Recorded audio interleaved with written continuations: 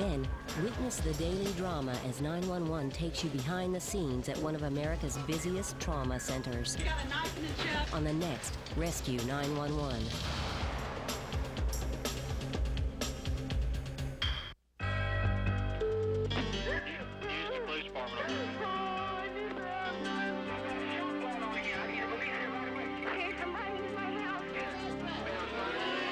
This is 911. Do you have an emergency?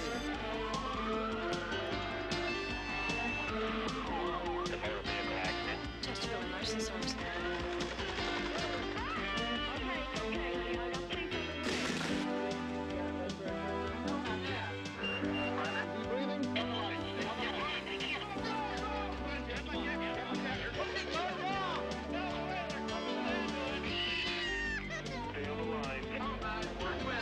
Come on. You guys can do it now. They're doing good hands here.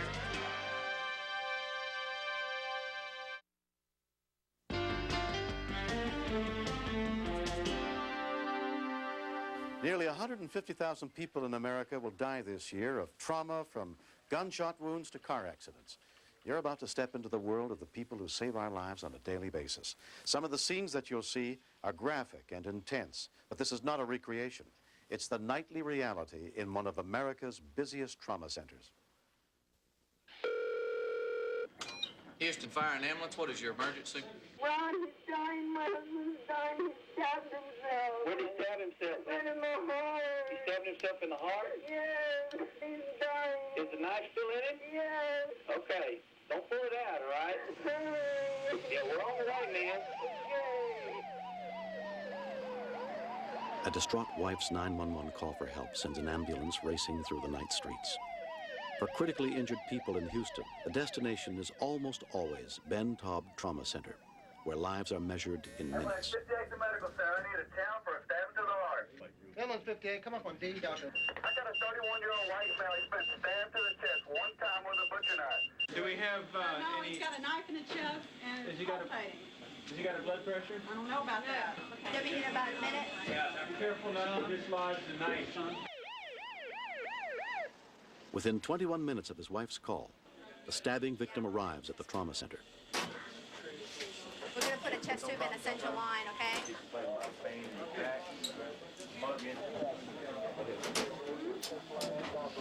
Thomas, you want to take him up, or you want me to do it?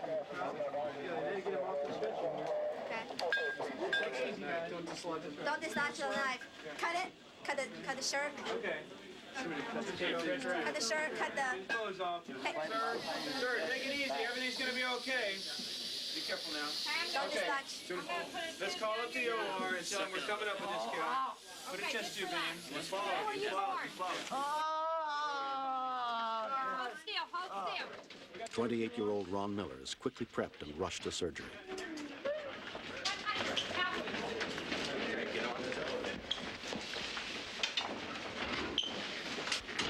You're almost there, buddy. Go. He's got a good crowd of folks. Let's go. The knife is acting as a cork. Pulling it out could cause Miller to bleed to death almost immediately. Hang in there, bud. You're doing all right. Hang in there. You're doing good. What room? Thoracic surgeon Dr. Bill Turner will be in charge of the delicate surgery. O negative blood. Tell them to bring me O negative blood. With a stab wound to the heart, you have to act immediately. Do you have a knife, please? Dr. Turner opens Miller's chest between the 4th and 5th ribs to see the damage and control the bleeding before removing the knife. You have the scissors? They fear that the knife has critically damaged his heart or lungs. Can you see this? You just missed it? Because the knife is right to the side. He missed it. Oh my God! He missed it. Wow. He missed everything major. Somehow, this large knife had gone through this man's chest and had managed to miss all the major blood vessels of the lung and the heart itself. It had penetrated the wall of the left ventricle, maybe about an inch, and then bounced out. To me, just looking at it, I didn't think that there was any way that this man could have had this type of injury and gotten away with that. Although it looked very impressive, he'll be fine. He'll go home probably in about 4 or 5 days. It's just the most unusual thing I've ever seen in the whole 18 years I've been a nurse. With the pulsating knife, I don't think I'll ever forget it.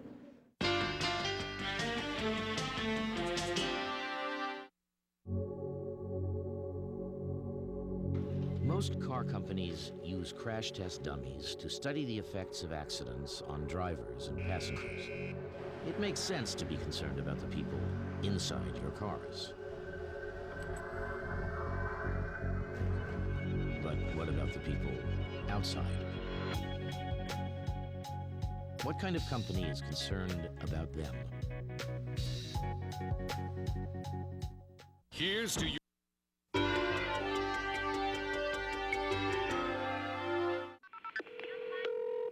Houston Fire and Ambulance, what's your emergency? A truck just ran into a tree out front of the apartments where I live. There's a lady out there trying to help her get her baby out the windshield. So I just undid the window shield, and the baby was alive, and she wanted me to get him out of there, and I said, okay, okay. Hey, how is the baby, do you know? Well, it looks like it's knocked out. All right, we'll get somebody out there. Thank you. Another call for help in the night. Ben Taub Trauma Center gets as many as 60 trauma patients a day. This time, it's a baby boy injured in a car accident with his family. Look at that big guy. So we've got... His pupils were dilated when we first got there. We bagged him and started breathing a little bit of oxygen in him. They started to constrict. He's had a positive Babinski all the way in, but no response to pain whatsoever. Are you allergic to any medicine? The boy's 22-year-old mother, Aura Rojas, is treated for minor injuries in the shock room next door. He's only 2 years old? It's 20 months. 20 months, okay. Okay, we got you taken care of. I asked the mother, and I had a translator, and she said that the child was sitting on the lap without a seatbelt, and she was wearing her seatbelt. In the state of Texas, the rules for a seatbelt is to a child between 0 and 2 will be in a child's seat. We also found out that the father was over what the state considers to be intoxicated. Within minutes of the boy's arrival, preliminary x-rays are taken, and neurosurgeon Dr. Ian Armstrong begins to examine him. Has he been medicated at all? No. As far as we know. Okay. Does he move? No, he has not moved. He's not moved anything? Since we got here. How about breathing? Does he have any spontaneous respiration? A few. All these are close together, and you see some wide space. We don't see any bony abnormalities, but we suspect there's some ligamentous damage. External trauma signs on him are minimal. He's got a small scratch in the forehead, so we don't anticipate finding anything, but we'll CT the head also. When we heard information from the field that the child was unresponsive and not moving, at that point we suspected it was due to head injury. When we examined the child, he was not only unresponsive, he was limp. There was no muscle tone at all. And it was at that juncture that we suspected a neck injury. They take the baby to get a CAT scan of his brain and neck. The CT scan indicated that the bones were not fractured, but there was some abnormal positioning of the vertebrae. We realized the child really did have a serious neck injury. Paralysis was likely. Knowing some of the circumstances around the injury, the child had been in the front seat, no seat belt. That makes it particularly upsetting.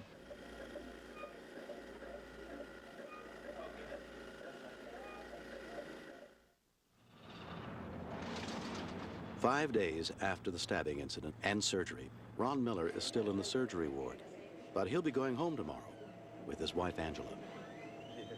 The doctor, he said that it was truly a miracle that my husband was alive, and he really didn't know how he pulled through it. I still seen that knife going, bouncing. That's about all I can remember. All I can say is, I'm gonna start praying more.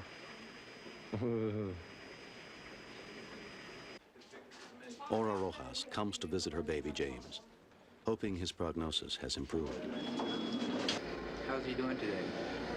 He seems to be doing okay. After observation, examining him daily, we found no improvement, no change. Cannot move his arms or legs and feels nothing below the neck. We felt that it would probably be permanent. He is going to be respirator dependent, bedridden. He will face recurrent infections, pneumonias, and his long-term outcome is grim. Aura is only beginning to face what has happened to her child. Mi niño sí está muy grave. Él está muy malo de la boca y del pescuezo. You see a young, helpless child who has his life completely ruined in a matter of seconds. It takes its toll, particularly in light of the fact that a seatbelt or a child restraint could have prevented this sort of injury. But there are many instances where the outcome isn't as grim. And it's those few situations where you are successful in saving the child that makes it all worthwhile. 2.5 weeks later, Ron Miller's recovery seems miraculously complete. But he refuses to explain who really stabbed him or why. He says only that it was payday. He went and got drunk, and that's when it started. It's something that no one needs to know. It's a very long story, and I have no comment on that. We're gonna make it. Huh? We're gonna make it. I'm just thankful. Every day I wake up, I feel better and better. I'm a living proof. If it wasn't for my doctors and my wife praying for me, I'd be dead. Eat your pizza? Yeah. And I'm one of the ones that did make it. I'm very happy.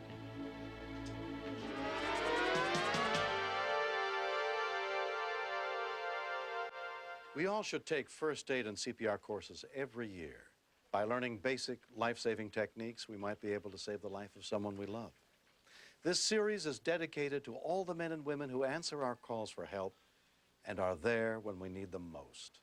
I'm William Shatner. Join us again next week for more true stories on Rescue 911. Next, step inside the command center where the calls for help are answered and meet the real-life heroes who save lives. Stay tuned for another episode of Rescue 911, next on Discovery Health Channel. Real life, medicine, miracles.